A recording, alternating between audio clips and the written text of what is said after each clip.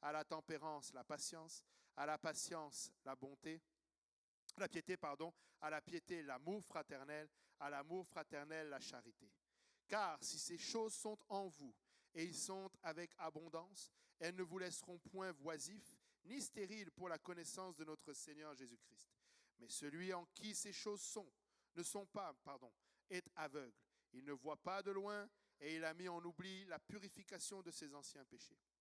C'est pourquoi, frères, appliquez-vous d'autant plus à affermir votre vocation et votre élection, car en faisant cela, vous ne broncherez jamais. C'est ainsi, en effet, que l'entrée dans le royaume éternel de notre Seigneur et Sauveur Jésus-Christ vous sera pleinement accordée. Amen. Alléluia. Que le Seigneur nous aide à réaliser cela. Amen. Qu'il nous aide à comprendre comment nous devons assembler. Amen. Faire cet assemblage. Amen. Et nous avions vu dans un premier temps la nécessité d'ajouter la bonté. Amen. Et nous avons vu qu'il ne s'agit pas simplement des actions, non pas seulement ce que nous allons faire pour être bon ou pour faire le bien, mais surtout être bon. Amen. Avoir ce caractère de Dieu. Amen. Le seul Dieu est bon. Amen. Mais avec l'aide de Dieu et du Saint-Esprit, nous pouvons avoir ce caractère de Dieu. Amen. Nous devons développer ce caractère. Amen. La deuxième, c'est d'ajouter à la bonté la connaissance. Et dans ce cas-là, ce n'est pas une connaissance seulement extérieure, ou plutôt devrais-je dire seulement au sujet de Dieu. Amen. Non pas ce que je sais, mais qui j'ai besoin de connaître. Amen. Nous devons le connaître lui personnellement. Nous devons connaître le Seigneur Jésus-Christ. J'écoute, je pense que c'était le frère David qui m'avait la première fois introduit à lui. J'écoute un podcast et c'était toi, je pense. Hein? Hallowell, A.J. Hallowell, c'est ça? Et j'écoute, et il a une culture, il a étudié la Bible, il a fait des études de théologie, mais en Israël, du côté de Jérusalem. Et dans les premiers, je pense, le premier même podcast qu'il a fait, il a dit une chose qui est intéressante. Il dit, là-bas, ils ont une façon différente d'approcher la parole de Dieu lorsqu'ils l'étudient. Ils ne l'étudient pas simplement pour son contenu. Lorsqu'ils s'étudient, vous savez, le principe d'avoir un rabbin. Lorsqu'il s'accroche à un rabbin et qu'il s'accroche à un enseignant, ce n'est pas seulement pour pouvoir tirer l'information de cet enseignant, mais c'est pour pouvoir avoir le caractère de cet enseignant, ressembler à cet enseignant. Ils veulent plus que juste la connaissance. Amen. Et ceci doit être la même approche que nous devons avoir avec la parole de Dieu. Nous ne lisons pas la parole de Dieu seulement pour savoir au sujet de Dieu, mais nous cherchons à le voir lui à travers sa parole. Amen. Lorsque tu étudies la parole de Dieu, tu deviens proche de Dieu. Amen. C'est vraiment lui qui te parle. Le Seigneur Jésus-Christ a dit, l'homme ne vivra pas de pain seulement, mais de toute parole qui sort d'où? De la bouche de l'Éternel. Cette parole est sortie de la bouche de l'Éternel. Amen. C'est vraiment quand tu lis cette parole, c'est l'Éternel qui te parle. Amen. Et donc tu apprends plus à son sujet au niveau de son caractère. Tu apprends plus à son sujet au niveau de l'amour qu'il te porte. Amen. Donc c'est de cette connaissance-là que nous avons besoin. Amen. Ensuite, il dit d'ajouter à la connaissance la maîtrise de soi. Là, il nous parle d'être alerte, d'être discipliné, de prêter attention à Dieu et agir à la lumière de sa sagesse. Amen. Nous réalisons que nous devons être prudents sur chacun des pas. Amen. Le Seigneur nous a demandé d'être prudents comme les serpents. Amen. Nous devons être prudents. Nous devons faire attention. Nous devons réaliser que chacun de nos pas, chacune de nos actions, chacun de nos témoignages est le reflet de notre Dieu et de notre vie avec Dieu. Amen. Tu ne peux plus prendre des décisions. Lorsque tu es un enfant de Dieu, tu ne prends plus des décisions de manière, j'ai envie de dire, autonome, c'est-à-dire sans consulter l'Éternel, sans savoir, Seigneur, qu'est-ce que cela va impliquer dans ma vie, jusqu'à quel point cela va affecter ma marche positivement ou négativement. Amen. Il y a des fois, tu peux être affecté de manière positive, ça va t'emmener plus loin, mais des fois aussi, ça peut te faire reculer. Amen. Et dans tout cela, nous devons être conscients. Amen. Et ensuite, nous devons ajouter à la maîtrise de soi la persévérance. Et là, on a parlé de la définition, c'est de maintenir sa position indépendamment de ce qui se passe sur le champ de bataille. Amen. Nous savons pour qui nous combattons. Nous savons que nous combattons dans la victoire. Amen. Peut-être que des fois, on peut avoir quelques blessures. Des fois, on peut avoir on peut même avoir peut-être un genou à terre, mais on va se relever encore. Amen. Je vais tomber, mais tu vas dire à l'ennemi, oh, ne te réjouis pas à mon sujet, oh mon ennemi. Parce que si je suis assis dans les ténèbres, je vais me relever. Amen. Je ne vais pas rester là. Non, je vais maintenir ma position. Et j'aime l'image de Mardoché. Mardoché rendait fou Aman, juste par sa position.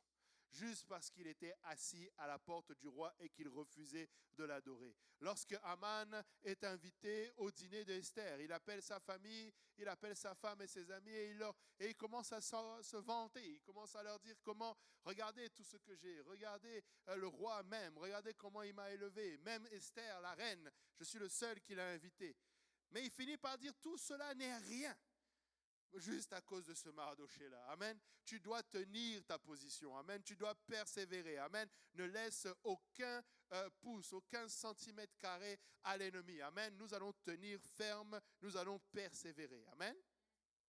Et donc, nous avions vu l'importance aussi de la persévérance. Parce que juste après la persévérance vient la piété. Amen. Et la piété, c'est vivre une vie centrée sur Dieu. Amen. De donner la priorité ou la préférence à Jésus-Christ en toutes choses. Amen. Et ça, là, des fois, c'est pas évident. Amen. La piété va vraiment être ce qui va le plus défier ta volonté. Amen. La piété, c'est vraiment la mise à part. La piété va être vraiment ce qui va aller toucher en plein cœur de ta volonté. Amen. C'est là où tu dois apprendre à prier vraiment le Notre Père. Amen. C'est là où tu dois apprendre que ta volonté soit faite sur la terre comme au ciel. Amen. C'est là que tu dois avoir ta rencontre avec le Seigneur, avec ton Dieu, comme le Seigneur Jésus-Christ l'a eu à Gethsémane. Pas ma volonté, mais ta volonté, Seigneur. Amen.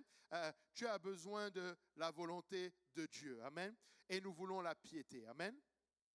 Et aujourd'hui, nous allons continuer. Et le prochain sur la liste, Pierre nous dit d'ajouter à la piété l'amour fraternel. L'amour fraternel, ou dans d'autres versions, notamment Darby ou même en anglais, ça nous parle de l'affection fraternelle, amen, dépendamment de la traduction. Et c'est l'avant-dernière vertu que nous devons ajouter à notre foi. Et il utilise le mot ici, Philadelphia. Amen. Philadelphia. Et il ne s'agit pas d'une simple gentillesse ou d'une simple attention que l'on peut faire à distance. Amen. Et malheureusement, quand je préparais ça, je me rends compte que, tu sais, ce n'est pas tout ce qui se fait dans le monde d'aujourd'hui qui est anodin. Je dis ça par rapport au fait qu'aujourd'hui, on a les médias sociaux qui sont tout sauf social. On dit médias sociaux là, mais vraiment là, ça a bousillé le social. On n'arrive même plus à se parler, on n'arrive même plus, parce que tout le monde est sur les médias sociaux. Et encore une fois, peut-être que je suis un peu trop les nouvelles et les politiques, mais si j'étais politicien, je serais content des médias sociaux. Parce que les médias sociaux, ça permet d'avoir des gens qui réagissent en ligne, mais qui ne font rien dehors. Ils ont toujours l'impression que ouais, j'ai combattu. Tu as fait quoi? J'ai écrit sur YouTube ou sur 144 caractères sur X. Les médias sociaux, là, c'est vraiment, j'ai 570 amis. Déjà, avoir 4, c'est compliqué. Toi, tu en as 570. Amen. Un homme sage, je ne vais pas l'exposer sur celle-là, mais un homme sage me disait, tu veux gagner tout le monde sur Internet, mais tu n'arrives pas à gagner ton voisin qui est juste là. Amen. Ça devient un problème. Amen. Il faut comprendre que toutes ces choses-là, et puis une chose qui est drôle, c'est que la plupart de ces gens qui ont créé ces choses-là ne les utilisent même pas, ni eux, ni leurs enfants. Tu vas les entendre comment ils bannissent ça de leur foyer, comment ils ne regardent pas ces choses-là. Mais donc, l'amour Philadelphia ou l'affection fraternelle, c'est quelque chose qui est plus que le détachement. Amen. Tu ne peux pas le faire à distance. Tu ne peux pas, par exemple, juste envoyer de l'argent à quelqu'un au loin. L'amour Philadelphia va être personnel. Amen. Ça va être face à face. Amen. Il va y avoir, ça va être sur le terrain. Amen. C'est une visite chez un frère. C'est vraiment prendre le temps de prendre la main de ton frère, de ta sœur et prier avec. Amen. De vraiment s'engager dans cet amour. Avoir une réciprocité dans cet amour. Amen. Et L'autre chose aussi que j'allais dire, et ça je vous le partage juste par propre expérience, c'est tout ne s'achète pas. Vous avez déjà entendu des choses très sages, qui ne sont pas bibliques, mais très sages. Tu peux acheter une montre, mais tu ne peux pas acheter le temps. Tu peux t'acheter des médicaments ou payer tes soins, mais tu ne peux pas t'acheter la santé. Il y a des choses comme ça. Et dans ce cadre-là, des fois, nous devons faire attention. Si ton frère ou ta sœur a besoin de toi, des fois, ce n'est pas juste répondre par le biais de l'argent ou des choses externes. Des fois, juste passer du temps. Amen. On va juste aller et mettre, comme on dit, la main à la pâte. Amen. Et c'est vraiment une relation ensemble. Amen.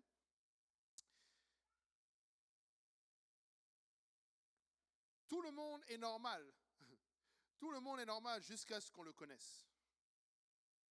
Je vais boire une bouchée, une verre d'eau. Jusqu'à ce que tu rentres dans les détails, tout le monde paraît normal.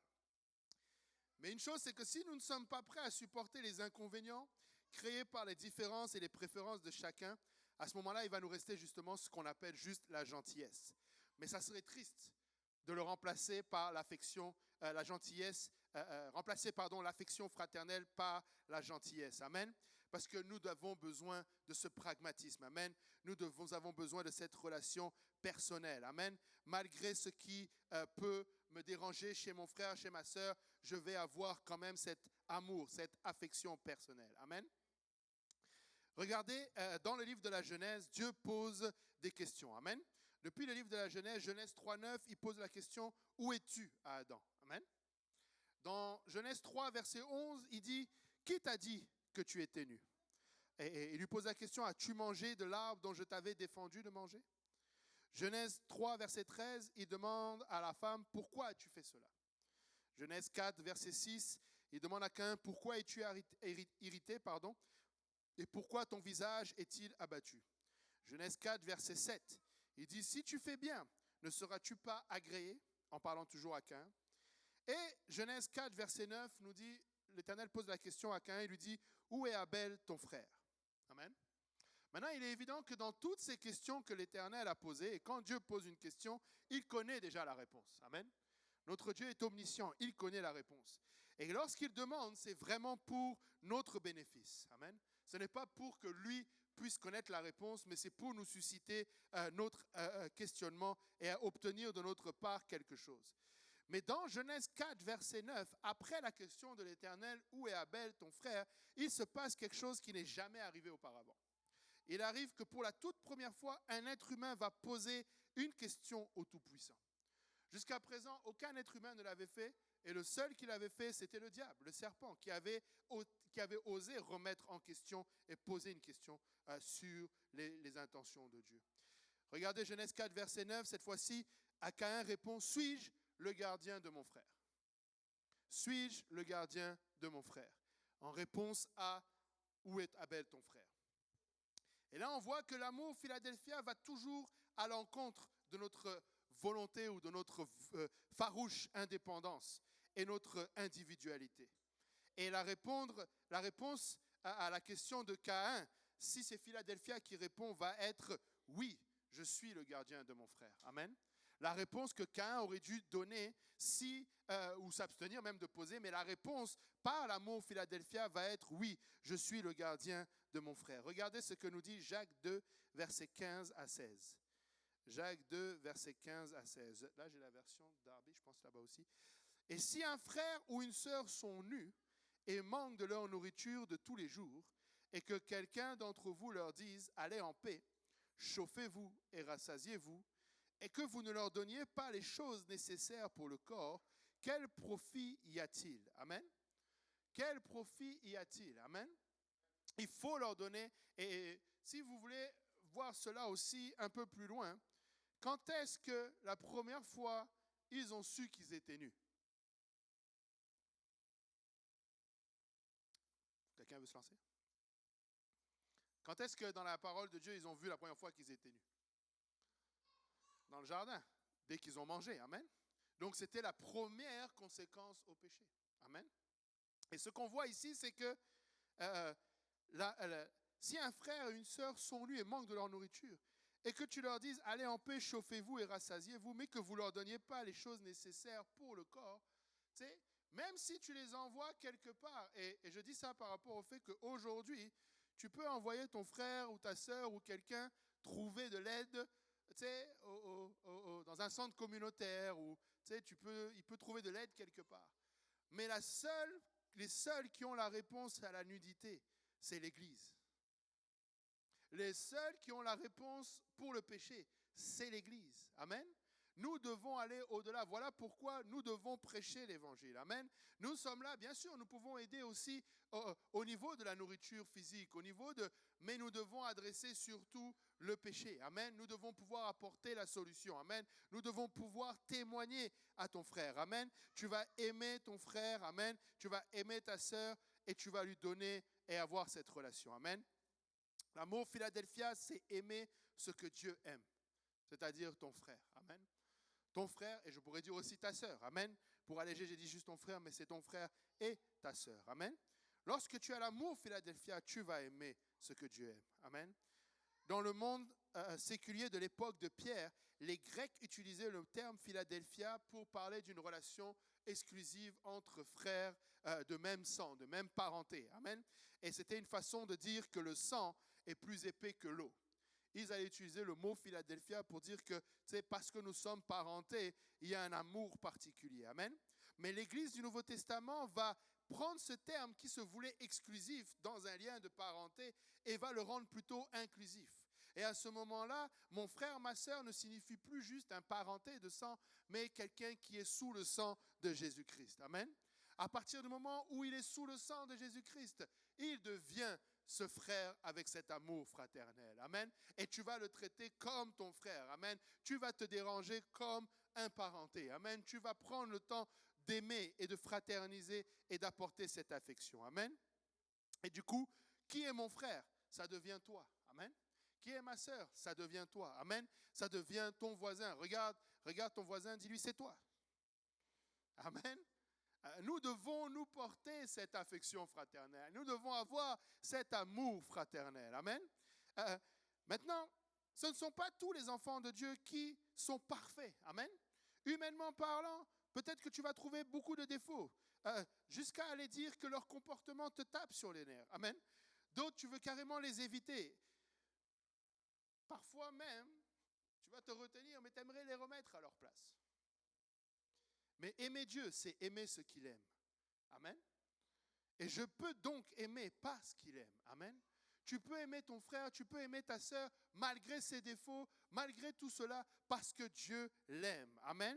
Et tu ne vas pas commencer à attendre qu'il soit aimable à tes yeux. Amen. Nous ne devons pas avoir des critères d'amabilité. Amen. Je t'aimerai quand?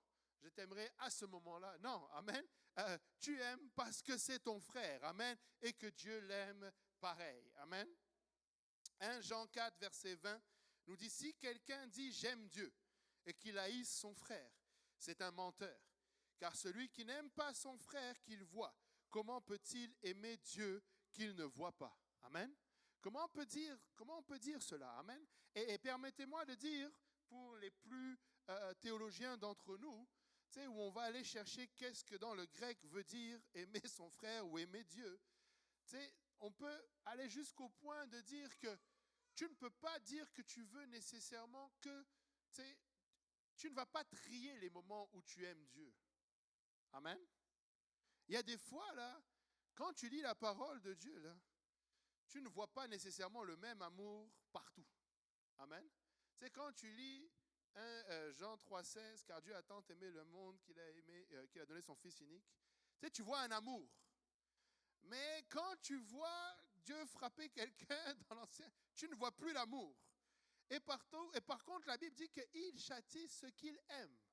Amen. Tu ne commences pas à traiter l'amour de Dieu dépendamment des circonstances. Amen. Et donc, nous n'allons pas faire la même chose avec nos frères et sœurs. Amen. Nous allons délivrer un amour. Amen. Et parfois, oui, nous allons avoir des efforts à faire, mais nous devons le faire. Amen. Si nous avons vraiment de l'amour fraternel les uns envers les autres, nous allons l'exprimer de manière pratique. Que quelqu'un dise pratique. ça va être concret. Amen. Cet amour, cette affection va être concret. Il va y avoir de l'égalité. Amen. Il ne va pas y avoir de favoris dans la maison de Dieu. Jacques 2, verset 1 nous dit, « Mes frères, que votre foi en notre glorieux Seigneur Jésus-Christ soit exempte de toute acception de personne. » Amen. Nous ne devons pas faire acception de personne, c'est-à-dire tu ne traites pas les frères et les sœurs différemment. Peut-être, je ne sais pas, si tu veux mettre des statues ou quoi que ce soit. Et vraiment, si je peux me permettre, ça c'est un peu en dehors de mes notes, vous me connaissez, de temps en temps, je vais sortir des choses que le Seigneur met sur mon cœur. Ça c'est juste moi, mais je vous le partage. Amen. Si j'ai bien une chose que je trouve dommage, même dans notre société, c'est la hiérarchisation sociale. Peut-être parce que je suis français et c'est trop présent là-bas, l'élitisme. Mais c'est déjà difficile de vivre dans une société où, parce que tu es éduqué de telle manière, parce que tu conduis telle voiture, parce que tu habites dans tel quartier, on va te respecter différemment. Peut-être vous-même, vous avez déjà vécu ça. Tu rentres quelque part où tu n'es peut-être pas habillé comme on dit sur ton 31, puis on ne te dit même pas bonjour. Tu arrives quelque part, on te regarde un peu bizarrement. Qu'est-ce que tu fais là? C'est déjà difficile dans le monde, mais je trouve ça vraiment répugnant quand c'est dans la maison de Dieu. Je ne sais pas, ça sent encore plus mauvais pour moi. Là. Et je dis ça, le pasteur ne mérite pas plus ton bonjour que la personne qui nettoie les toilettes. Le responsable des jeunes ne mérite pas plus ton bonjour que le petit jeune qu'il dirige. Nous devons vraiment éviter cela dans la maison de Dieu. Amen. Nous devons vraiment réaliser, et je ne suis pas en train de dire, on va donner honneur à qui honneur est dû, il y a des temps pour cela, mais traitons-nous les uns et les autres avec le même respect. Amen. Élevons-nous. Amen. Nous devons vraiment être capables de voir, et des fois le respect passe, et ça je vais peut-être toucher un mot parce que c'est ce qui est arrivé dimanche dans la pouponnière. Dimanche je suis monté dans la pouponnière en partant à 13h, à 16h. C'était vraiment inadmissible. La pouponnière était dans un état. Et je n'accable pas les mamans, je sais, c'est difficile. Mais je veux juste vous faire réaliser que des fois, ça démontre un manque de respect pour la personne qui va nettoyer derrière. Dans la maison de Dieu, on est beaucoup. Je ne dis pas qu'on fait exprès, mais moi, je vais laisser tomber un papier. Et si je ne prends pas le temps de le ramasser, le prochain se dit lui aussi que le papier n'est pas grave. Le prochain se dit, et on se retrouve avec des poubelles partout. Mais c'est la maison de notre Père à tous. Amen. Et par respect, nous devons aimer les uns les autres et respecter. Amen. Je vois mon frère qui a besoin d'aide, je vois ma soeur qui a besoin d'aide. Je tiens à la porte.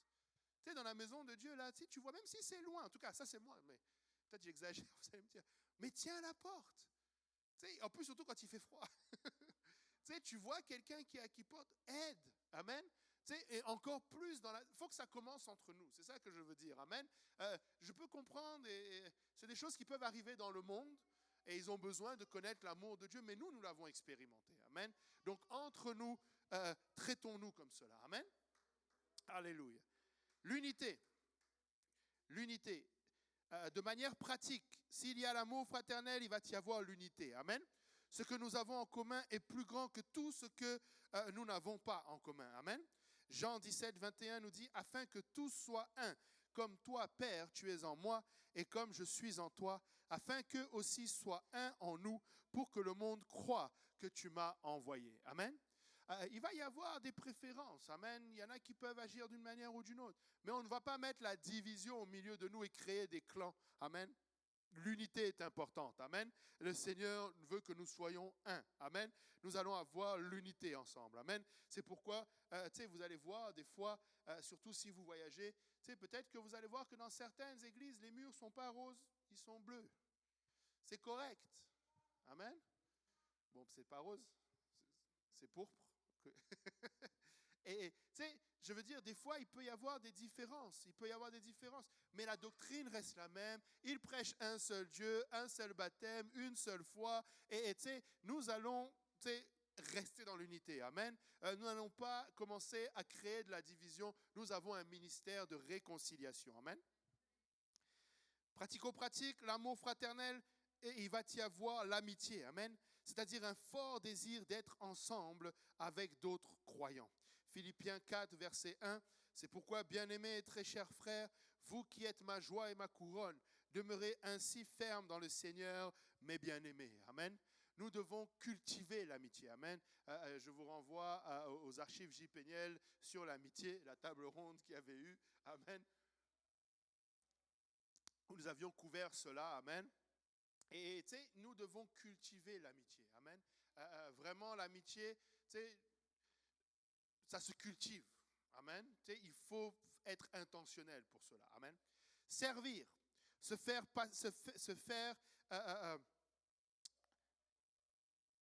tu sais, nous allons nous servir les uns les autres. Amen. Nous allons avoir l'intérêt de mon frère ou de ma sœur en premier. Amen. Pour être pratico-pratique. Romains 12, verset 10 nous dit « Par amour fraternel, soyez pleins d'affection les uns pour les autres, par honneur, usez de prévenance réciproque. » Amen. De prévenance réciproque. Tu sais, des fois, là, je vais être capable même de me priver d'un bénéfice ou de quelque chose pour mon frère ou pour ma sœur. Amen. Je vais chercher à cultiver cela. Amen. Je vais chercher à servir. Amen. Luc 12, versets 13 à 14 nous dit « Quelqu'un dit à Jésus, du milieu de la foule, « Maître, dis à mon frère de partager avec moi notre héritage. » Jésus lui répondit « Ô homme, qui m'a établi pour être votre juge ou pour faire vos partages. » Amen. Soyons les uns aux autres ensemble. Amen. Et je sais que, là, encore une fois, n'importons pas ce qui est dans le monde. Nous vivons dans une société très individualiste, mais nous ne pouvons pas être individualistes. Amen. Nous devons veiller les uns sur les autres. Amen. Nous devons porter attention les uns sur les autres. Si tu remarques l'absence de ton frère, l'absence de ta sœur, inquiète-toi. Amen. Si tu as la possibilité, demande des nouvelles. Amen. Si tu as le numéro de téléphone, appelle ou demande à quelqu'un. Des fois, tu n'es pas obligé, si tu n'as pas le numéro, de l'avoir, mais interroge-toi. Amen. Et au mieux, prie pour cette personne. Amen. Si vraiment tu n'as pas eu l'occasion, mais prie, inquiète-toi. Amen. Nous devons chacun veiller les uns sur les autres. Amen. Alléluia. Encore une fois, nous avons à travers l'œuvre du Seigneur un ministère de réconciliation. Amen. Pas de division. Amen. Nous n'allons pas chercher à diviser, mais nous allons unir les choses. Amen. Nous n'allons pas chercher à les séparer, mais à les unir. Amen. Et encore une fois, si ça peut aider quelqu'un, juste une façon peut-être des fois de voir les choses. On était en étude biblique encore hier et regardez dans la parole de Dieu, il y a beaucoup d'hommes qui ont eu des comportements, ce n'est pas que Dieu les a approuvés, mais il a usé de miséricorde envers eux. Amen. Ne tombons pas dans le piège pour penser que, c'est comme certains qui vont dire que la polygamie est correcte parce que Dieu a permis que certains aient... Non. Dieu a juste usé de patience envers des hommes imparfaits. Amen. Mais de la même manière qu'il a utilisé ces hommes imparfaits, il va utiliser l'imperfection de chacun d'entre nous. Amen. Si le Seigneur n'a pas choisi d'exposer certaines choses, qui sommes-nous pour exposer? Amen. Je vais commencer à dire, oh, moi, le frère Simplice, vraiment, il exagère, il fait toujours ceci, toujours cela. Mais concrètement, c'est quoi que tu veux? Parce qu'il faut être honnête. Des fois, là, non, vraiment, c'est pas normal. Mais ok, c'est pas normal. Maintenant, qu'est-ce qu'on fait? Oui, mais je ne sais pas, faites quelque chose. Ok, qu'est-ce qu'on fait? On fait quoi? C'est bien beau de dire on fait. Mais dis-lui, on lui a dit. C'est pas qu'on n'a pas dit, on a dit. Frère Simplice, tu arrêtes. Frère Simplice a dit non, j'arrête pas. On fait comment? Amen. Donc on va lui dire ne viens plus, ne reste plus. On va l'exclure de l'église. Vous vous rendez compte de ce que ça apporte comme conséquence? Ce sont des choses qu'il faut faire attention. Amen. Je suis en train de dire des fois, le jugement qu'on veut, que Dieu applique, s'il l'avait appliqué dans nos vies à nous, là, à un autre moment, là, on ne serait pas là, vous et moi. Amen. Dieu merci qu'il a usé de patience envers nous. Dieu merci que, on est tombé, il n'a pas dit encore. Là, ça commence à devenir difficile parce qu'il a vraiment pris du poids. Mais mon dernier, là, pour longtemps, il venait, on était dans l'adoration, tu te perds, il règne. Et puis quelqu'un te tape sur la cuisse, puis il lève les bras comme ça. Et à chaque fois, je me faisais avoir parce que je me disais, si moi je faisais ça à Dieu, je voudrais qu'il me prenne dans ses bras. Donc je prenais mon fils. Amen. C'est ça qu'on veut. Amen. On veut être pris dans les bras du Seigneur. Amen. Et on veut que notre frère aussi soit pris dans les bras du Seigneur. On veut que notre sœur aussi soit pris dans les bras du Seigneur. Amen. Donc, le Seigneur nous demande de réconcilier. Amen. L'amour fraternel, Philadelphia, est sur la liste de Pierre comme indicateur d'une foi mature. Amen. Lorsque nous sommes matures, nous réalisons que nous avons tous besoin d'attention. Amen.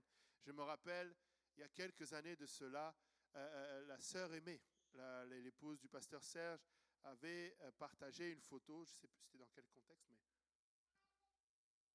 elle avait mis différentes plantes avec différentes, je ne sais pas si on peut dire la santé d'une plante, mais il y avait une plante verte qui était très verte, très en fleurs, une deuxième un peu moins, une troisième avec les feuilles jaunies, une troisième quasiment sèche, vraiment sèche, et peut-être une seule plante. Et puis elle a demandé quelle est la plante qui a le plus besoin d'eau, ou du moins, quelle est la plante qui a besoin d'eau. C'était ça sa question. Et instinctivement, si on regarde les photos, on pourrait dire la dernière ou la troisième. Et on oublie que la première, parce qu'elle est verte, elle n'a pas besoin d'eau. On a tous besoin d'eau. Amen. On a tous besoin de l'amour. On a tous besoin d'attention. Tu sais, dis bonjour. Amen. Juste un allô, juste un sourire. Amen. On est là ensemble. Tu ne sais pas ce que ton sourire va changer dans la vie de quelqu'un. Peut-être toute la semaine, c'est mal passé. Mais s'il te voit, toi, qui lui sourit, qui lui porte attention, ça va l'aider. Amen. Tu sais, des fois, là, soyons cette chair que nous voudrions que Christ ait autour de nous. Amen. Un peu de chair autour de tout ça. C'est toi, Jésus-Christ, manifesté. Amen. Tu sais, il faut que tu sois la manifestation de Jésus-Christ dans la vie de quelqu'un. Amen. Tu sais, tu vas montrer l'amour de Christ à ton frère, l'amour de Christ à ta sœur. Amen. Les attentions qu'on va avoir les uns pour les autres. Amen. Alléluia. Merci Seigneur. On avance. La dernière. Amen. Donc là, on a parlé de Philadelphia. Maintenant, on va parler de la charité ou l'amour. Ça, c'est le dernier point. Et là, cette fois-ci, on va parler de l'amour agapé. Amen. Même si vous n'êtes pas familier avec la Bible, tous connaissent que l'amour est partout dans la parole de Dieu. Amen. Nous savons que nous voyons l'amour paraître partout à travers les pages de notre Bible. Amen. Et Paul dit dans 1 Corinthiens 13, si nous possédons toute la connaissance et la puissance spirituelle, mais que nous n'avons pas l'amour, nous ne sommes rien. Amen. Nous ne sommes rien sans l'amour. Pierre dit qu'avant tout, nous devons nous aimer profondément les uns les autres. Et Jean dit que l'amour est le signe que nous sommes nés de nouveau. Amen. Que nous sommes passés de la mort à la vie. Il déclare même que Dieu est amour. Amen. Dieu est amour. Amen. Le mot que Pierre utilise, c'est le mot, pour désigner le mot amour, je le disais, c'est le mot agapé. Et souvent, nous le définissons comme un amour inconditionnel. Amen. Et c'est exact. Amen. C'est proche de cette définition. Amen. Un amour inconditionnel. Amen. Quelle est la différence d'un amour conditionnel et d'un amour inconditionnel? L'amour conditionnel que nous rencontrons souvent dans la nature humaine prend plus la forme de si tu fais ceci, alors cela. Amen. L'amour va dépendre vraiment des actions. L'amour va dépendre d'un jugement que tu portes par rapport à une situation. Amen. Alors que l'amour conditionnel va sur les émotions. Amen. On va voir que l'amour agapé, c'est exactement l'inverse. Amen. Ce n'est pas la décision qui suit l'émotion, c'est l'émotion qui suit la décision. Qu'est-ce que je veux dire? Parce que j'aime, je vais agir là-dessus. Amen. Je ne vais pas attendre que tu me donnes l'occasion. Je vais d'abord aimer et agir sur cet amour. Amen. Le Seigneur n'a pas attendu que nous soyons parfaits. Le Seigneur n'a pas attendu que nous demandions pardon. Le Seigneur n'a pas attendu même que nous ayons la volonté de nous repentir. Il dit qu'alors que nous étions encore pécheurs, Christ est mort pour nous. Amen. Il n'y avait pas de condition à son amour. Amen. Donc voilà pourquoi nous parlons d'un amour inconditionnel. Amen. C'est un amour, l'amour agapé, et c'est un amour qui se veut efficace même face à une résistance. Même s'il y a de la résistance, agapé va agir. Amen. Agapé va choisir d'aimer non seulement avant qu'il y ait de l'émotion, mais parfois malgré des émotions opposées. Parfois même tu n'as pas envie, mais l'amour agapé va prendre le dessus. Amen. Il aime face à la trahison et au rejet. Amen. Le Seigneur a aimé malgré la trahison. Il a aimé malgré le rejet qu'il allait faire face. Agapé n'est pas un amour à cause d'eux, mais plutôt un amour en vertu d'eux. Amen. Il aime pour produire quelque chose. Amen. Il n'attend pas que la chose ait déjà produit, c'est lui qui va être l'initiateur. Amen. Il veut aimer agapé va aimer pour produire quelque chose. Amen. Et plus encore, c'est un amour non provoqué. Amen. C'est un amour qui n'attend pas quelque chose pour aimer. Amen. Il est juste là, disposé. Amen. Agapé existe sans raison. Il n'y a rien. Tu ne peux pas rationaliser agapé. Amen. Il n'y a pas quelque chose qui a initié cela. C'est juste que tu as agapé. Amen. Elle cherche ceux qui ne l'ont jamais vu venir. L'amour agapé cherche ceux qui ne l'ont jamais eu. Et elle se manifeste à l'improviste, de manière inattendue et imméritée. Amen. Et on fait le parallèle encore une fois avec le Seigneur et nous. Amen. C'est son amour, c'est l'amour agapé. Amen. Il n'a pas attendu. L'amour était disponible. Amen. Il ne dépend pas de notre beauté, ni de notre popularité ou de notre valeur. Amen. S'il fallait, encore une fois, regarder que l'amour agapé ne soit que pour une certaine catégorie de personnes, qu'en est-il des plus pauvres d'entre nous, des plus cassés d'entre nous? Amen. L'amour agapé ne recule pas à cause de la maladresse ou encore de notre péché. Amen. L'amour agapé se manifeste. Et il se manifeste même lorsque nous le fuyons. C'est un amour sans provocation. Amen.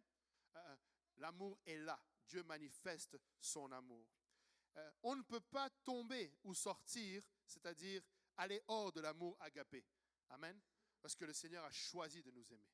Peu importe ce que nous allons faire, son amour va être là. Amen. Et c'est pourquoi l'amour est la vertu qui va finir et qui va couronner la liste de Pierre. Amen. C'est ainsi que Dieu nous aime. C'est ainsi qu'il veut aussi que nous nous aimions les uns les autres. Amen. Après avoir eu ce caractère de Dieu dans la bonté, après avoir manifesté de la connaissance de qui il est, et de la patience et de la tempérance, amen, après avoir exercé la piété, après avoir eu de l'affection fraternelle, nous allons aimer comme lui, il nous a aimés. Amen. Alléluia. Philadelphia, c'est l'amour ou l'affection fraternelle, c'est aimer ce que Dieu aime. Mais l'amour agapé, l'amour sans provocation, c'est aimer comme Dieu aime. Amen. Nous voulons aimer comme Dieu aime. L'amour agapé est surtout nécessaire pour 3 types de personnes. Notez bien, 3 types de personnes. Les moindres de tous. Amen. L'amour agapé, c'est pour les moindres de tous, ou on peut appeler aussi les perdants. L'amour agapé, c'est pour les meilleurs de tous. C'est pour les gagnants. L'amour agapé, ça va être aussi pour les pires de tous, c'est-à-dire nos ennemis. Maintenant, on va regarder dans le détail. Le moindre de tous, c'est-à-dire le perdant, c'est cette personne que vous ne remarquez probablement pas dans votre activité. C'est celui qui est oublié, c'est celui qui est méprisé, c'est celui qui est marginalisé. Amen. Et on en connaît. Amen. Celui que plus personne ne regarde, plus personne ne porte attention, parce que justement, c'est un perdant. C'est le moindre de tous. C'est celui qui se drogue, c'est celle qui se prostitue, c'est celui qui semble avoir rejeté complètement Dieu. C'est celui qui est rempli de tatouages, de la tête aux pieds. C'est lui que tu vois le plus marginalisé de la société. Mais agapé va renverser nos tendances naturelles à la précipitation, au dédain, au dégoût et à l'indifférence. Amen. On ne va plus avoir un sentiment de supériorité parce que nous avons l'amour agapé. Ça va nous pousser d'aller au-delà de nous-mêmes, de notre petit monde bien rangé. Amen. Agapé va faire tomber les barrières. Même si c'est quelqu'un avec qui tu n'aurais jamais pensé que tu allais avoir une discussion, tu vas commencer une discussion. Tu vas aller voir, tu vas t'asseoir. Amen. Tu vas prendre le temps. Même si la personne ne sent pas bon, tu vas prendre le temps de te mettre avec. Amen. Des fois, là, tu vas avoir des personnes qui sentent fort l'alcool, des personnes qui sentent fort la marijuana ou des choses comme ça. Des fois même sentent fort tout court parce qu'ils ne se sont pas lavés, ça fait longtemps. Amen. Mais tu vas rester là. Amen. Tu ne vas pas les laisser seuls. Amen. Nous devons cultiver l'amour agapé. Amen. Nous devons être capables de continuer à sourire. Amen. Nous devons être capables de... je ne sais pas pourquoi ça me revient maintenant, mais je vais vous le partager quand même. Il y a maintenant, ça fait longtemps, c'était la première année que j'étais là, je pense, ça fait à peu près 15 ans. Mon épouse n'est pas là aujourd'hui, mais elle aurait confirmé ça. Mais la parole de Dieu nous dit que si nous faisons de l'hospitalité, certains, en faisant cela, ont hébergé des anges, n'est-ce pas? Et nous étions proches du métro Frontenac. Et il y avait une personne qui semblait être un itinérant, mais paradoxalement, il était dans une situation qui pourrait sembler être de l'itinérance, mais bon, Il y avait certaines choses qui disaient qu'il était itinérant, d'autres un peu moins. Mais en tout cas, il avait une chevelure longue, il n'avait pas de souliers, il demandait un petit peu de l'aide.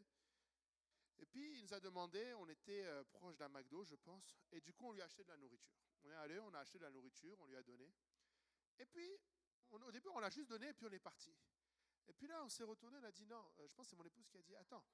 Et on est reparti le voir, et on a voulu lui parler du Seigneur. On a dit, est-ce que tu sais que c'est le Seigneur qui nous a conduit à te donner cette nourriture-là?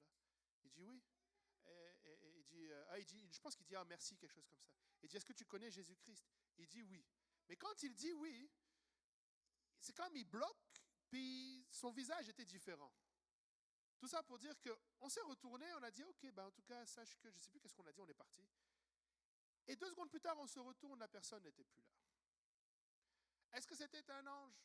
Je le crois, sincèrement. Amen. C'est comme, tu sais, la façon dont ça s'est passé, la façon dont il a disparu, là, il y avait quelque chose de divin là-dedans. Amen. Il y avait une rencontre, il y avait un moment. Amen. Mais tout ça pour dire, tu sais, le Seigneur veut que tu sois l'extension de cet amour agapé. Amen. Tu dois voir celui qui est marginalisé. Amen. Les barrières doivent tomber. Amen. Nous devons aller au-delà des préjugés. Amen. Ne pense pas que telle ou telle personne ne mérite pas. Amen. Le deuxième, le meilleur. Amen. Le meilleur de tous, ça, c'est le gagnant.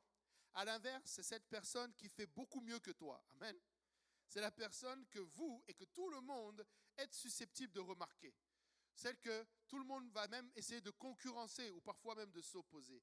Celle qui menace de t'éclipser par sa présence et par ce qui le rend devant les autres. Amen. Mais malheureusement, cela aussi parfois va le rendre pratiquement invisible. Amen. Parce que tu risques de ne même pas le voir à cause, tu ne peux pas voir le besoin de l'amour agapé dans sa vie à cause de cela. Amen. La plupart du temps, il est difficile d'aimer le meilleur. Il est même plus difficile, d'aimer le meilleur que d'aimer le moindre. Amen. Parce qu'on a l'impression que lui, il a déjà tout. On a l'impression que lui, au contraire, même si je l'aime plus, peut-être que ce sera trop pour lui dans sa vie. Amen. Et de peur aussi, peut-être que si je l'aime, je vais me vider d'un amour, amen, de quelque chose. Amen. C'est David face à Saül. Amen. Il l'a aimé, même si c'était lui qui était en avant. Amen. C'est Abel face à Caïn. C'est Joseph face à ses frères. Amen. L'amour agapé renverse nos tendances naturelles à la jalousie. Amen. Quand nous aimons comme Dieu aime, nous n'allons pas être jaloux. Amen. Nous n'allons pas regarder nos frères, la réussite de nos frères et de nos sœurs comme un ralentissement de nos propres vies, mais au contraire. Amen. Nous n'allons pas être insécures. Amen. La bénédiction de ton frère, c'est ta bénédiction. Amen. Est-ce que vous savez que si tu es jaloux ici, tu ne vas pas aller au ciel?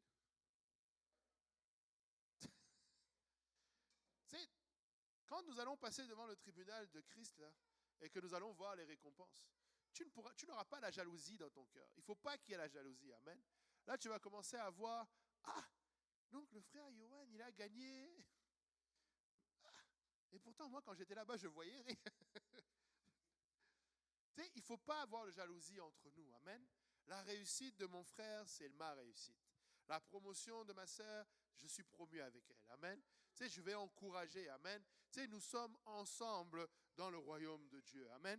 Je sais que dans notre monde capitaliste, on passe vite la partie des livres des Actes où ils ont tout vendu, ils ont mis en commun. Parce qu'on a l'impression que c'est oh non, le communisme, ça c'est Staline, c'est Poutine, c'est... Attention, regardez les motivations pour lesquelles ils mettaient tout en commun. Amen. Ils réalisaient que la source de bénédiction, c'est Dieu. Amen. Si je peux tout faire pour aider mon frère, je vais le faire. Amen. Je ne vais pas être jaloux. Amen. Et tu sais, des fois, on va se restreindre même de donner... Ça, c'est un truc que je ne comprends pas. Si tu as une bonne information qui n'était pas forcément utile à toi, mais peut être utile à ton frère, donne-la.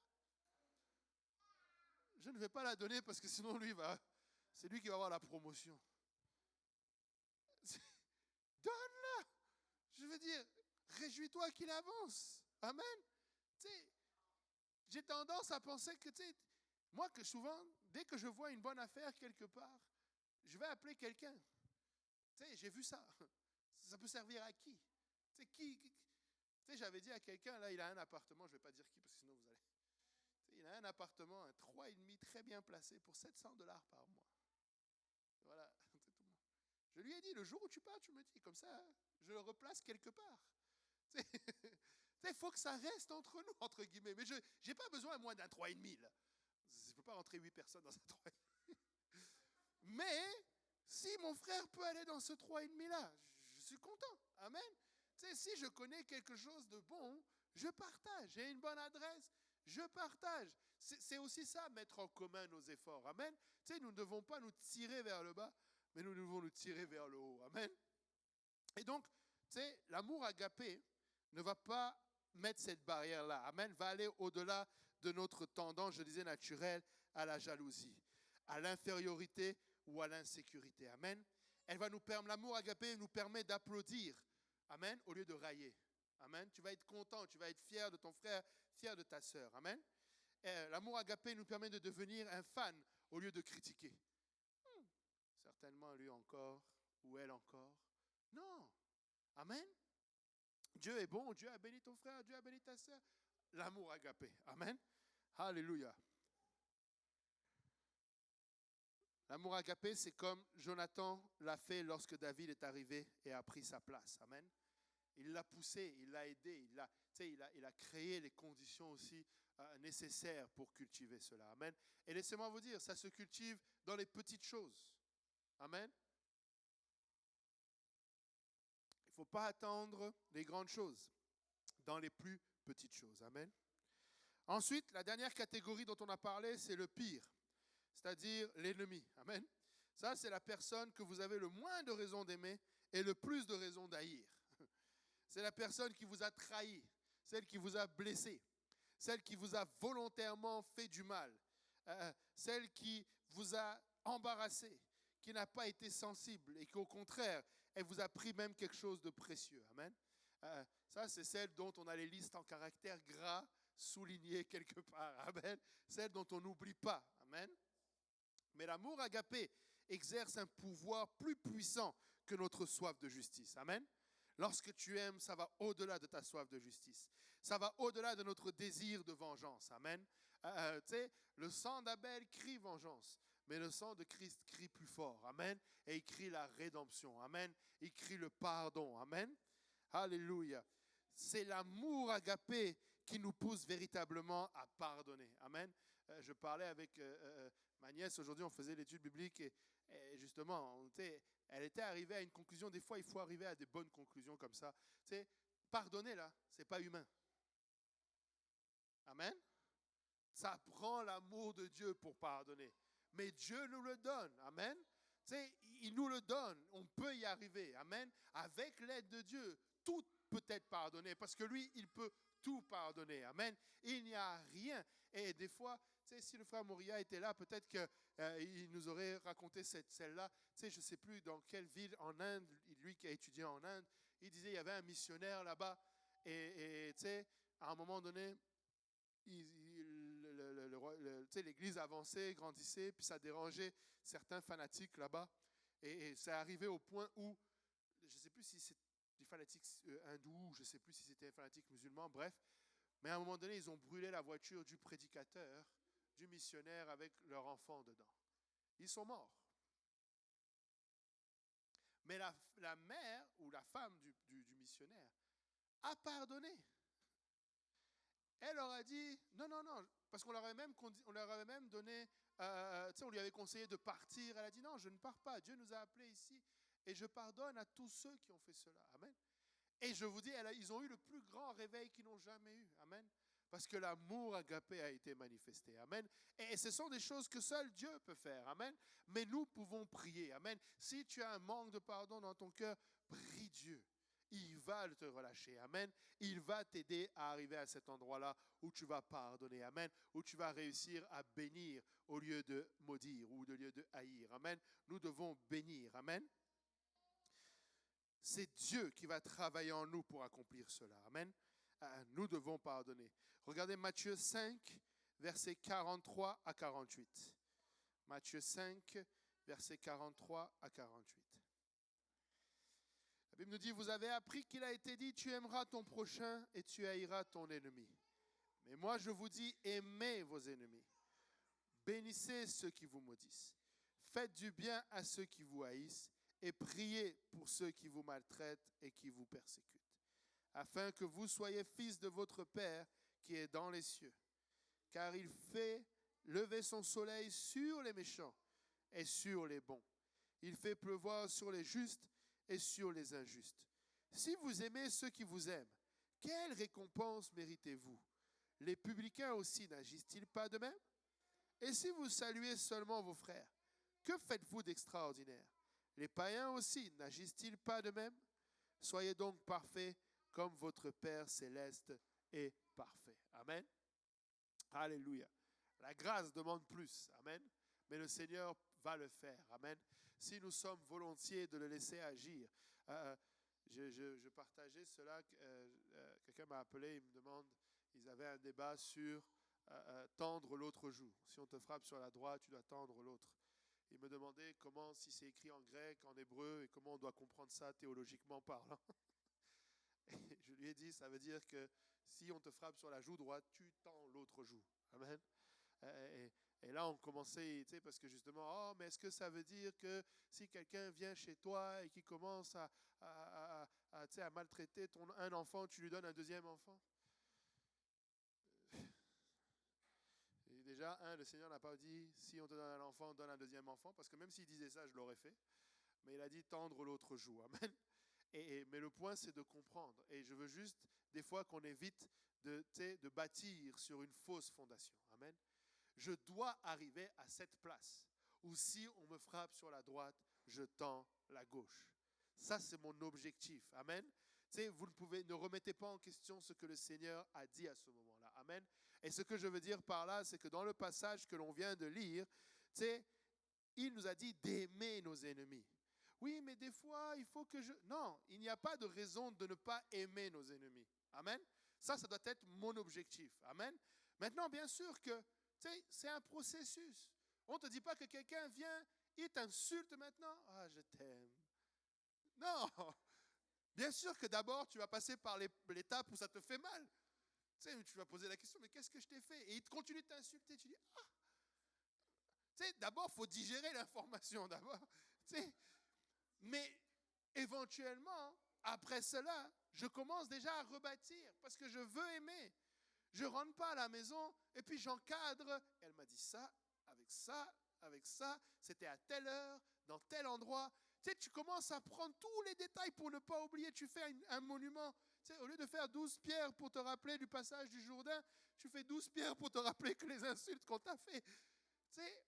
Non. Tu fais en sorte que je ne bâtis pas sur cet événement. Amen. Je demande au Seigneur, pardonne, parce que aide-moi à pardonner comme tu m'as pardonné. Amen. Je ne veux pas, je sais le danger. Je connais le danger. C'est pareil. Oui, je sais que de notre nature, on te frappe sur la droite, tu vas frapper 2 fois sur la droite ou la gauche, tu vois. Ça, c'est notre nature. Mais je ne veux pas bâtir là-dessus. Je ne veux pas me créer des opportunités. En passant, tu sais comment ça s'appelle créer ces opportunités-là?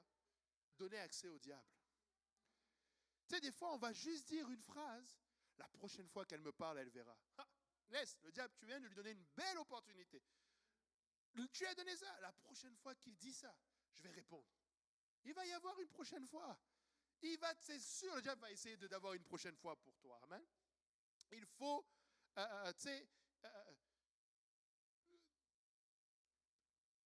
ok, je vais vous partager celle-là.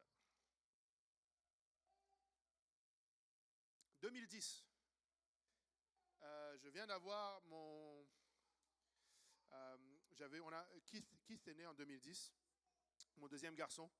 Et j'ai mon témoin de mariage qui était venu ici et qui a passé un temps ici. Et une fois, on sortait de mon immeuble. Et puis là, il y a un véhicule qui passe, un Suburban. Et je regarde le véhicule, je dis, ah, tu vois, un jour, j'aurai ça. Et puis là, il se retourne, il me dit, mais qu'est-ce que tu es prêt à faire pour avoir ça? Jusqu'à aujourd'hui, qu'est-ce que tu es prêt à faire pour avoir ça là? Je suis convaincu que ce n'était pas lui qui parlait, mais que c'était le diable qui parlait.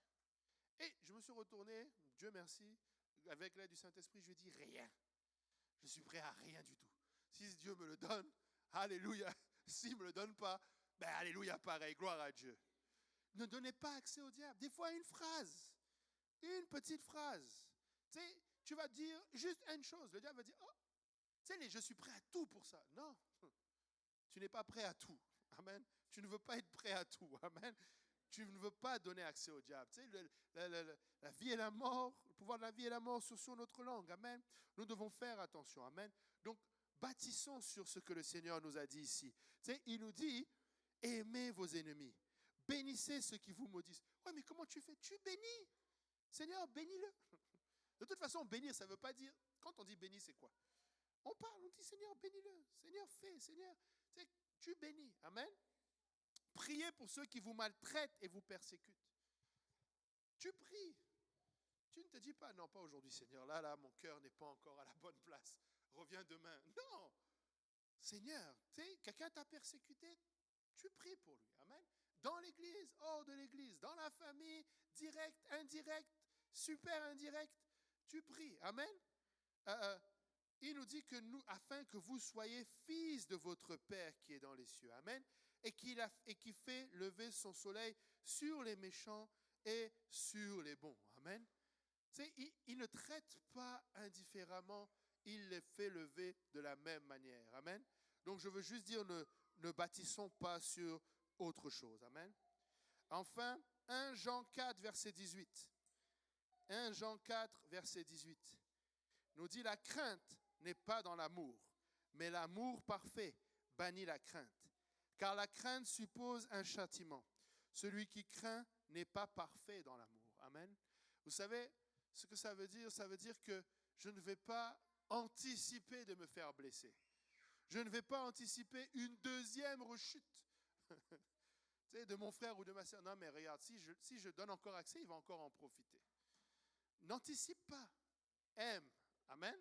Tu sais, considère que Dieu a pu travailler en lui ou en elle comme il a travaillé en toi. Dieu peut changer ton frère et ta sœur. Il peut le faire. Même si c'était vraiment quelqu'un, il peut parce qu'il l'a fait avec toi, donc il peut le faire avec lui. Amen. Et donne encore. Et s'il recommence, il est où, pasteur Boaz? Combien de fois pardonnerai-je mon frère?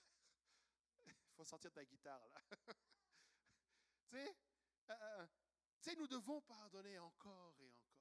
Et encore une fois, je ne suis pas en train d'enlever l'étape où ça fait mal.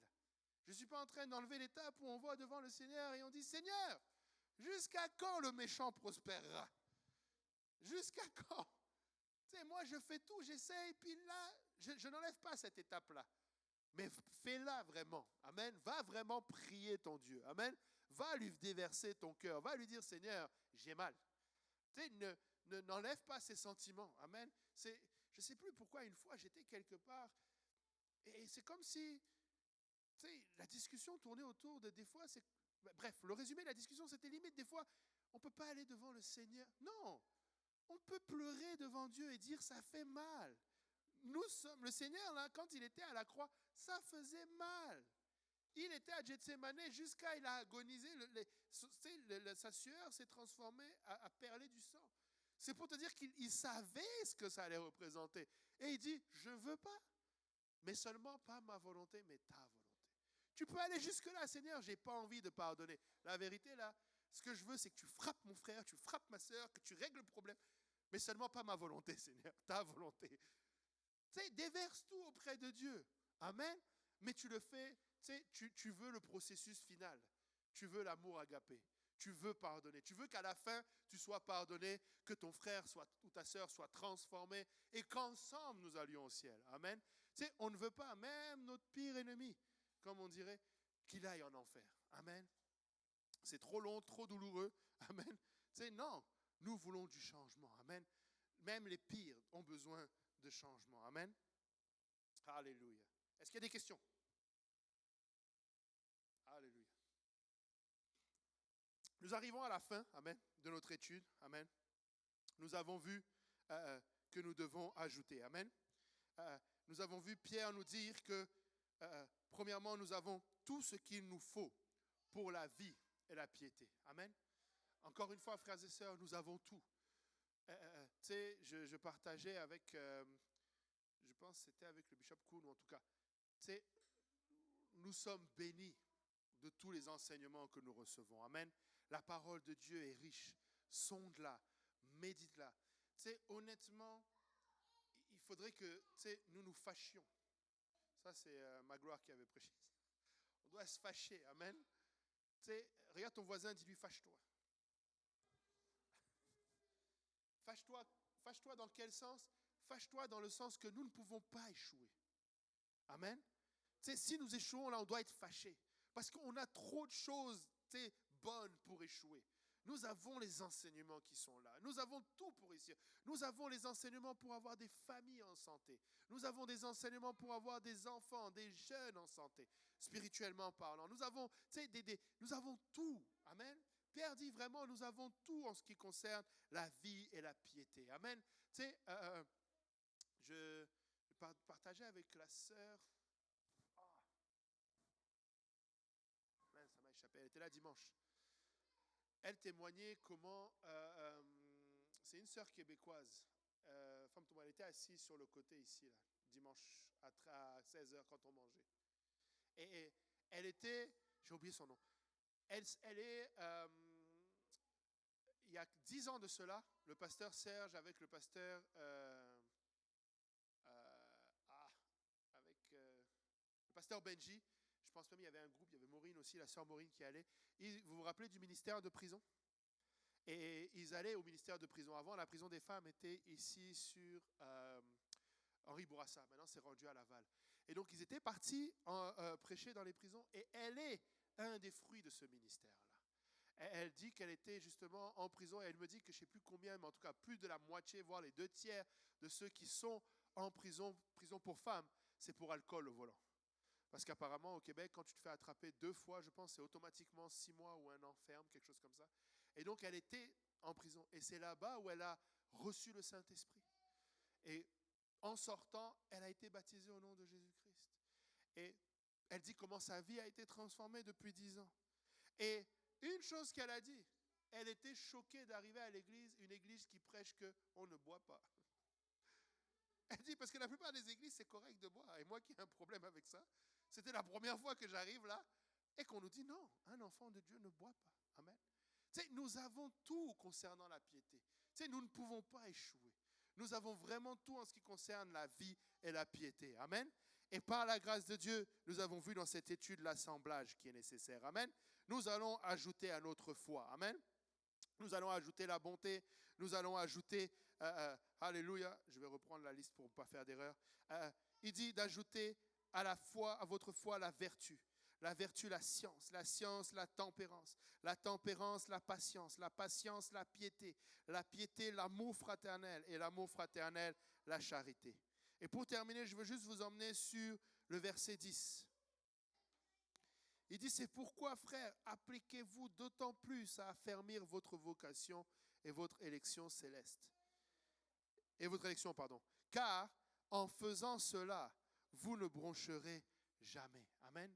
Alors que nous avons assemblé notre foi, il y a une garantie qui vient avec. Qui aime les garanties? Tu sais, quand tu as un problème avec ton... tu fais jouer la garantie. Amen. Dieu merci, la pompe, le chauffage du baptistère était sous garantie. Ils vont nous le donner gratuitement, nous le remplacer. Amen. Donc, on aime les garanties. Amen. Mais le Seigneur nous donne une garantie. Amen. Il dit, si nous suivons cet assemblage-là, nous n'allons jamais broncher. Amen. Nous, ça veut dire nous n'allons jamais tomber. Amen. Nous allons aller au ciel. Amen. Nous allons rentrer dans notre ciel, dans le ciel du Seigneur. Amen. Dans notre appel. Amen. Donc, voilà pour cette étude. Amen. On va se lever tous ensemble. Alléluia. Et on va demander l'aide du Seigneur. Amen. Nous avons besoin de l'aide du Seigneur. Très conscient que, oui, nous avons tout. Et pour beaucoup, tu sais, on peut le lire. Mais maintenant, nous devons demander l'aide du Seigneur, que nous ne soyons pas juste ceux qui entendent, mais ceux qui mettons en pratique. Amen. Nous devons mettre en pratique la parole de Dieu. Amen. Alléluia. Si on peut élever nos voix tous ensemble. Alléluia. Éternel, notre Dieu et roi. Papa, merci pour ta parole encore une fois ce soir. Merci Seigneur de nous avoir parlé, Seigneur. Merci Seigneur pour, Seigneur, cet amour, Papa, fraternel et cet amour agapé, Seigneur, que tu nous demandes d'avoir, Papa. Seigneur, je viens prier que tu nous aides, Papa. Seigneur, au milieu de nous, Papa, il y en a, Seigneur, plusieurs, Papa, qui, Seigneur, ont par le passé, Seigneur, eu, Seigneur, des blessures, Papa, qui nous ont souvent, Seigneur, renfermés vers nous-mêmes, Papa, et qui, Seigneur, nous ont empêchés, Papa, de pleinement aimer, Papa. Seigneur, de pleinement avoir cette affection fraternelle, Papa, de pleinement, Seigneur, alléluia, et sans jugement, sans retenue, Papa, pouvoir aimer, Seigneur, comme toi tu as aimé. Seigneur, je viens prier que tu nous aides, Papa. Seigneur, que tu nous aides à pardonner, que tu nous aides à, Seigneur, ne pas regarder, Seigneur, à ce que nos yeux voient et à ne pas faire de catégories, Papa, mais à vraiment pouvoir aimer comme toi tu aimes. Que tu nous aides, ô Père éternel, par le biais de ton Esprit Saint, Papa, cette puissance, Papa, pour être tes témoins. Papa, Seigneur, tu vois combien des fois ça va au-delà de vraiment nos propres forces, de nos propres raisonnements, de nos propres entendements, Papa. Mais ça reste ta parole, Papa. Et ta parole, Papa, est vivante et efficace, Papa. Seigneur, aide-nous à la rendre vivante dans nos vies, Papa. Je prie que nous ne soyons pas seulement des entendeurs de ta parole, mais que nous puissions la mettre en pratique. Aide-nous à être bons, Seigneur, comme toi tu l'es. Aide-nous à avoir ce caractère. Aide-nous, Seigneur, à vraiment pouvoir, Seigneur, démontrer cet amour, Papa, pour la gloire de ton nom. Aide-nous, Seigneur, à te connaître, toi, Seigneur, le seul vrai Dieu. Seigneur, à tomber en amour avec ta parole, à aimer, Seigneur, la méditer, à aimer la mettre en pratique, Papa. Seigneur, tu nous as de mettre devant nous, Papa, les occasions, Papa, de la mettre en pratique, à vraiment voir, Seigneur, la maîtrise de soi, Papa, à avoir, Seigneur, la piété. Ô Père éternel, nous voulons te sanctifier, Papa, dans nos cœurs. Papa, nous savons, Papa, l'importance de rechercher cette sanctification sans laquelle nul te verra. Et nous voulons te voir, éternel. Aide-nous, Papa, aujourd'hui encore. Et une fois de plus, Papa, Seigneur, aide-nous à demeurer dans cet amour, Papa. Seigneur, malgré toute chose, malgré toute circonstance, toute blessure, Seigneur, nous voulons aimer, Papa, pour la gloire de ton nom. Papa, Seigneur, aide mon frère, aide ma sœur, Papa. Là où, Seigneur, tu connais nos faiblesses et nos difficultés, Seigneur, aide-nous à travailler dessus, Papa. Aide-nous, Seigneur, à nous relever, Papa. Là où nous avons fauté, là où nous sommes tombés, Papa. Seigneur, nous ne voulons pas rester à terre, Papa. Nous voulons nous relever. Aide-nous, Papa, à le faire. Papa, pour la gloire de ton nom, Papa. Seigneur, que non seulement ton Église soit remplie de ta gloire et de ta puissance par l'amour que nous allons avoir les uns pour les autres et le fruit que nous allons porter, mais aussi, Seigneur, que lorsque nous allons sortir dans ces rues, Papa, Seigneur, nous puissions être reconnus comme la lumière du monde, comme le sel de la terre, parce que nous portons ces fruits, Papa, les fruits qu'ont besoin, Seigneur. Papa, Seigneur, ce monde, Seigneur, comme nourriture. Ô Père éternel, que ta gloire se répande dans chaque quartier de cette ville, dans chaque ville de cette province et dans chaque province de ce pays, Papa. Seigneur, tu nous as appelés pour un temps comme celui-là, Papa, et nous désirons voir ta gloire se manifester. Seigneur, il y a un monde qui a besoin, Papa, de ce que nous avons en toi, Papa. Seigneur, donne-nous à être ce reflet. Donne-nous à être ces sacrificateurs, Papa. Donne-nous à continuer d'intercéder pour le monde perdu. Donne-nous, Seigneur, à ne pas nous lasser, Papa, de combattre le bon combat de la foi. Pas seulement pour notre propre bénéfice, mais pour le bénéfice, Papa, de toutes ces âmes qui ont encore besoin, Papa, d'être atteintes, Papa. Seigneur, ô Père éternel, Papa, nous voulons être ces outils, Papa, que tu vas utiliser, Papa. Ne le fais pas avec quelqu'un d'autre, Papa. Tu peux le faire avec nous. Tu peux compter sur nous. Papa, nous sommes là, Papa, et nous allons, Seigneur, ajouter à notre foi. Que toute la gloire et l'honneur te reviennent. Bénis ton peuple, Papa. Seigneur, garde-le, Seigneur. Papa, protège-le. Permets que nous revenions tous ensemble la prochaine fois pour t'honorer et te glorifier. Que toute la gloire, l'honneur et la louange te reviennent avec action de grâce dans nos cœurs. Nous t'avons prié au nom précieux de Jésus. Et que tout le monde dise au nom de Jésus. Alléluia. Pouvons-nous battre nos mains pour le Seigneur? Alléluia. Merci, Seigneur. Alléluia, Jésus. Que ton nom soit élevé, Seigneur. Que ton nom soit glorifié. Que ton nom soit exalté. Nous t'adorons, Éternel. Nous te louons, Seigneur. Nous te bénissons, Seigneur. Toute la gloire est à toi. Alléluia, Jésus. Merci, Seigneur. Que ton nom est élevé au nom de Jésus. Alléluia. Merci, Seigneur. Que Que le Seigneur vous bénisse et vous garde. Alléluia. N'oubliez pas, vendredi, veillée de prière. Amen. Alléluia. Soyez bénis et bon retour à la maison.